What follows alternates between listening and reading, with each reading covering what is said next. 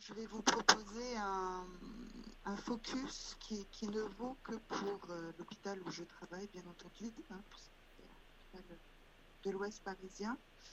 Je suis donc psychologue clinicienne et j'ai été donc à l'hôpital pendant toute la période du Covid, du confinement auprès des patients, mais aussi dans des groupes de parole qui ont été mis en place très vite, peut-être au bout de la 3e semaine du confinement, en plus de maraude au niveau de différentes équipes.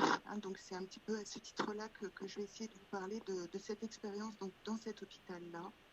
À savoir que sur la souffrance des soignants, moi, je vais avoir un regard un peu plus, je vais dire, positif peut-être que ce que j'ai entendu, même si je n'ai pas été là depuis le début. En sachant que sur l'hôpital où j'interviens, dans l'ensemble, il y a eu beaucoup de choses positives qui ont été relayées par les équipes soignantes dans les groupes, et je vais vous en parler un petit peu plus. Voilà. Donc je voulais juste revenir quand même sur le début de la crise du Covid. Si on se rappelle mi-mars, si on se remet mi-mars, à l'intérieur de l'hôpital, je parle que de cette place-là, on était tous dans une situation d'attente terrible. Et je voudrais revenir là-dessus parce que je crois que ça a été un moment véritablement fédérateur et à la fois extrêmement brutal pour la communauté hospitalière qui n'avait jamais connu ça de cette manière-là. Ça a été véritablement inédit, la crise de la Covid, et c'était vraiment, vraiment très important pour moi de vous le rappeler. Parce qu'en fait, il y a eu vraiment 15 jours début mars où il y a eu un silence de plomb, un silence de mort qui a pris l'hôpital parce que toute la communauté médicale était retranchée sur elle-même, les soignants dans leur coin, et tout le monde attendait. Quand je veux dire tout le monde, là je parle des soignants, de ceux qui ont une action directe auprès des futurs malades. Tout le monde attendait les malades, tout le monde attendait de voir quel était ce fameux Covid, enfin, je ne vais pas dire cette fameuse Covid dont on entendait parler par l'Italie, par le Grand Est, l'Oise, mais il y avait véritablement une angoisse majeure.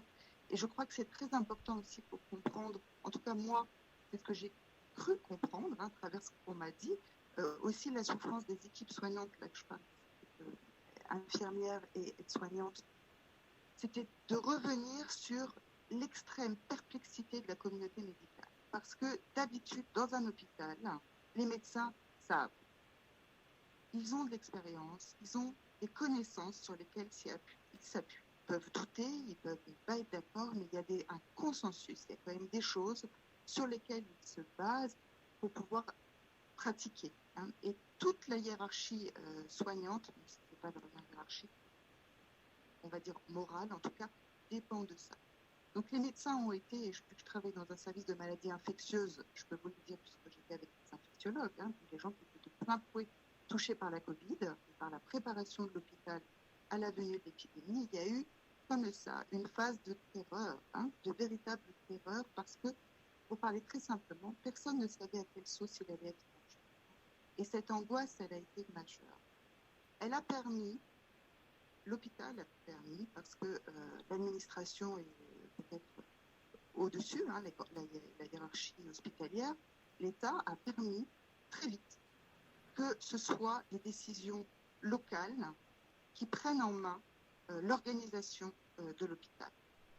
Donc l'hôpital où je travaille a fait que les 15 premiers jours de mars, facilement, j'ai vu les infectiologues qui sont des vieux de la vieille avec qui je travaille prendre en main quelque chose autour de la Covid et être affolés, pour parler simplement. Mais cet affolement a permis aussi de se rendre compte qu'il se préparait quelque chose de vraiment grave.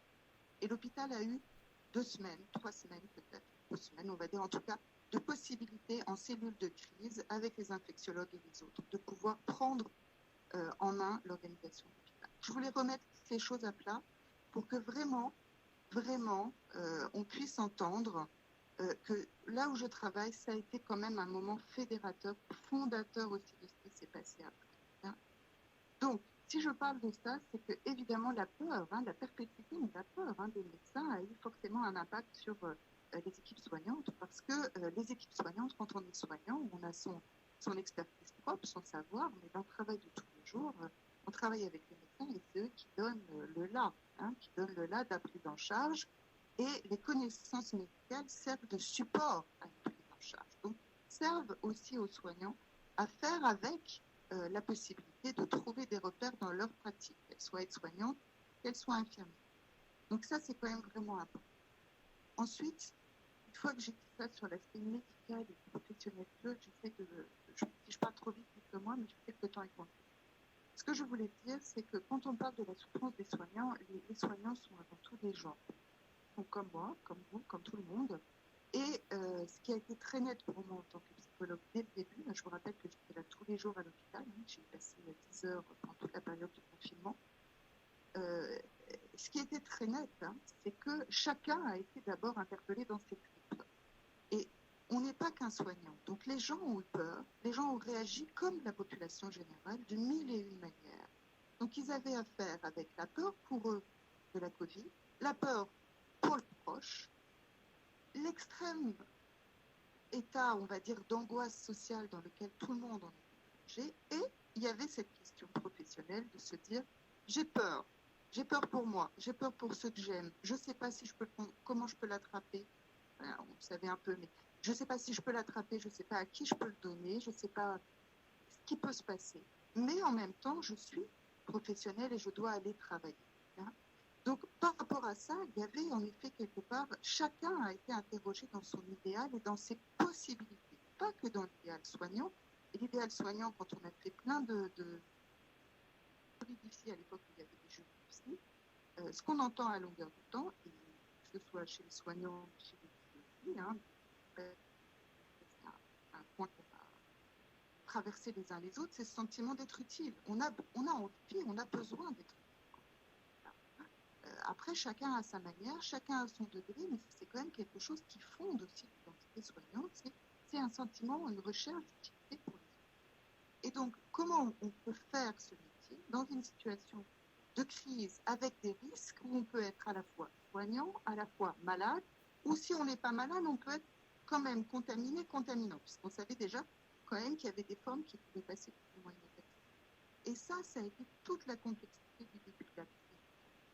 Quand je dis le début de la crise, c'est les premières semaines, les quelques premiers jours, premières semaines, c'est que chacun a dû, là je parle des professionnels, a été amené à devoir se positionner par rapport à ça. Quand je dis à devoir, on le fait bon gré, mal gré, on fait comme on peut.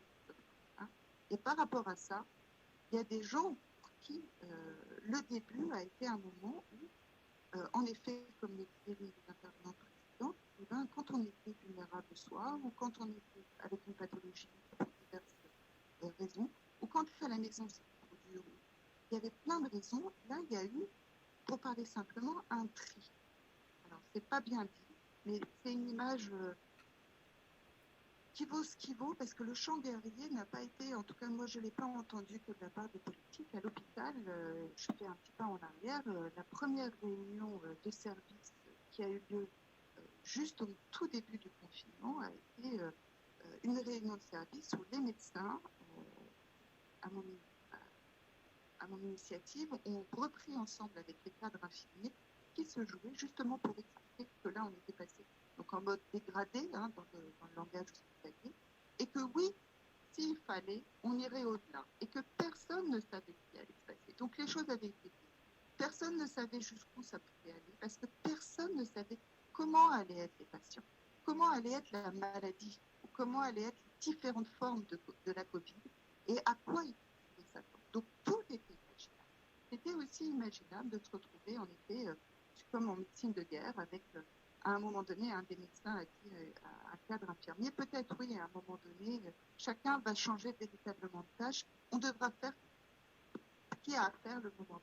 Bon, autant vous le dire, ça n'a jamais été jusque-là, et les gens ont été pris en charge dans l'ensemble. Ce n'est pas moi le psychologue qui le dit. Je vous rappelle que j'ai fait des groupes de parole, notamment en réa, en unité Covid, où là, je fais que répéter ce qu'on a dit. Donc, juste pour vous dire quand même que le cas du tri s'est posé. Tout comme pour le cadre, une de mes premières interventions, c'est près de certaines, a été de leur dire, oui, là, votre boulot, c'est d'aider les soignants. Aider les soignants, c'est aussi leur permettre de se dire, là, je peux pas. C'est trop, c'est trop pour moi, je ne peux pas, pour telle et telle raison. Et tout est légitime. C'est comme ça. On ne sait pas comment on va réagir en période de crise, ni les uns ni les autres. Et je pense que beaucoup d'entre nous s'est découvert, je parle de nous, les soignants, enfin ça, c'est sûr, tout comme la population générale. Il y a des gens qui avaient besoin d'être arrêtés pour des raisons de santé ou pour d'autres raisons. Et ça a été quelque chose qui a pu s'organiser à l'hôpital et qui était nécessaire pour que l'hôpital puisse sa fonction. Quand je parle de l'hôpital, c'est les incarnés, mais l'hôpital, ce sont les soignants, mais pas tout. C'est toute l'armée, toute la population. Je suis encore dans le champ dernier, mais si vous vous remettez, en tout cas moi je me remets quand je vous en parle, je me souviens comment c'était ça, mi-mars, il fallait en effet trouver une dynamique où il fallait faire face. Il fallait faire face aux patients, il fallait être là pour eux. Et pour être là pour eux, il fallait tenir nos lignes. Et dans ce sens-là, les soignants avaient besoin que les services techniques tiennent la route, que les secrétaires tiennent la route, parce qu'elles ont énormément de travail ici, notamment pour les consultations en ambulatoire, etc., que la restauration tienne la route aussi, énormément. Donc ça a été quand même véritablement un travail à la fois collectif et individuel. Pour revenir sur le thème que vous me demandez sur la souffrance, j'essaie juste de vous dire que la double tâche, le double travail, et c'est sans doute pas les seuls professionnels. Il suffit de penser aux gens qui ont continué à livrer ou les gens dans les supermarchés, et je dois oublier des gens. C'est qu'il fallait être à la fois là, en tant que soignant, mais faire face aussi à son quotidien. Et dans les groupes de parole, au début, c'est beaucoup ressorti. Le temps que chacun arrive à trouver ses marques par rapport à sa vie de famille, par rapport aux risques encourus pour les siens, pour soi, pour les patients et dans le travail. Et à partir du moment où les choses ont pu être posées comme ça, on a vu les équipes déjà pouvoir être véritablement opérationnelles et pouvoir aussi prendre en main le travail. Et je pense que dans l'hôpital où je travaille, c'est beaucoup revenu après dans les groupes de parole ou dans les maraudes, c'est-à-dire quand on a des capacités avec des collègues à tour de rôle, une fois ou deux ensemble, que ce soit à la chambre mortuaire, on a été voir tout le monde, on a été vu en tout cas, dans différents services. Les gens disaient bien aussi que le fait d'avoir pu se saisir à travers leur cadre, à travers les médecins de proximité, quand je dis médecins de proximité, c'est ceux avec qui ils travaillaient tous les jours, de l'organisation de l'hôpital, de pouvoir reprendre en main les choses. Je rejoins ce que disait l'intervenant précédent. Ça a donné une émulation et une valorisation qui est venue à point nommé. Après, ça fait 20 ans que je travaille à l'hôpital. Il y a 6 mois, 7 mois, je n'aurais jamais pensé retrouver ça à l'hôpital public. Je n'aurais jamais, alors ce n'est que mon point de vue, mais je peux vous assurer que pour en avoir parlé avec beaucoup de gens, non seulement je l'ai entendu, mais on a été beaucoup à se le dire, que personne n'aurait pensé que nous, hospitaliers, je parle toujours de cet hôpital où j'étais, on arriverait à pouvoir vivre les choses de cette manière. Et ça a été une période, en effet, ça a été beaucoup dit dans les différents journaux, différentes personnes, une période d'émulation et une période de restauration, un peu d'une identité soignante qui a été quand même, pour les gens qui travaillent à l'hôpital, de longue date mise à mal par la gestion de l'hôpital, mais aussi par la gestion politique et sociale, où la fonction publique on a quand même pris cher. Et je pense que beaucoup d'entre nous, quand on disait qu'on était fonctionnaire, on le disait un peu à voix basse, parce que voilà, on est santé, on a ça, on a que des bons côtés dans notre fonction, etc. Alors, c'est un fait indéniable pour certaines choses, c'est indéniable. Mais il y a aussi des devoirs. Et je crois que une des premières choses qui m'a frappée quand je suis allée faire ma première maraude en réanimation, ça devait être la 3e semaine du confinement, donc je vous le rappelle, on en était quand même vraiment au début d'une mortalité galopante, et on n'était pas, enfin l'hôpital n'était pas encore les médecins, c'est pas ce que je veux dire, n'était pas encore bien repéré dans tout ce qui se passait, et donc les soignants non plus. Il y a beaucoup d'infirmières qui, quand je suis arrivée, m'ont dit, mais moi, je fais mon boulot, je suis en réanimation, mais des gens qui peuvent mourir, des gens qui meurent, c'était comme ça il y a 2 mois, comme ça il y a 6 mois, pas comme ça dans 1 an. Et ça a toujours été ça, ça a toujours été ça. Qu'est-ce qui change? Et ça, plus d'une personne l'a dit, l'a évoqué, que ce soit en groupe de parole ou individuellement. C'est s'occuper des autres, être là pour des gens malades, que ce soit pour la Covid, la tuberculose, le VIH, une maladie auto-immune ou des cancers, ils étaient là. Hein. Qu'est-ce qui fait qu'on devient ce fameux héros dont on a tant entendu parler? Alors, il y a des soignants que ça a énervé, il y en a d'autres qui étaient pas contents. Je crois quand même que le rôle social à travers les applaudissements, mais à travers les dons, vous savez que l'hôpital a reçu énormément de dons de la société civile, que ce soit sous forme alimentaire, que ce soit sous forme parfois de masques en tissu, de blouses, de choses, de cadeaux divers et variés. Bien sûr, l'héroïsation, elle a été mal prise parce que je pense que ce que disait le psychiatre d'avant,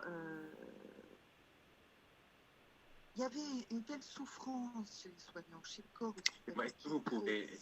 Est-ce que vous pouvez conclure parce que le temps avance et voilà. Oui, désolé de vous interrompre. Non, je vous en prie, je comprends tout à fait, ça a été rapide tout ça. Voilà, c'était juste ce que je voulais dire. Hein, c'est que il y a pu y avoir des choses positives aussi pour les soignants et je crois que c'est important quand on parle de la souffrance des soignants, de ne pas oublier que ce sont des gens avant tout qui ont eu affaire aux mêmes peurs que la population civile, au sens large, et que quand on leur laisse la possibilité de reprendre en main quelque chose de leur savoir-faire, quelque chose de leur idéal, quelque chose d'un rôle qui est leur rôle propre, ça peut donner beaucoup de choses positives. Et je reviendrai juste sur une chose, c'est que là où ça s'est moins bien passé dans l'hôpital, dans certains services, ce qui est beaucoup revenu, ce sont les conflits antérieurs, qui ont pérennisé pendant la crise. Après, je tiens quand même à dire que c'est un hôpital qui a peu souffert du manque de matériel. Hein. Notamment, même s'il y a eu un ou deux moments difficiles au niveau des gants ou des blouses, c'est pas un hôpital, ce ne sont pas des équipes soignantes qui ont beaucoup souffert. Voilà. Je vous remercie. Je vous remercie beaucoup, Sabine Noël, pour cette intervention. J'aurais personnellement beaucoup de questions à vous poser. Beaucoup vous ont été posées aussi sur le chat, mais malheureusement, on n'a pas tellement le temps de vous les poser parce que on a dit que la séance finirait à 19h30. Il est déjà 19h17 et il nous reste à écouter Valérie Gâteau. Je vous remercie encore beaucoup.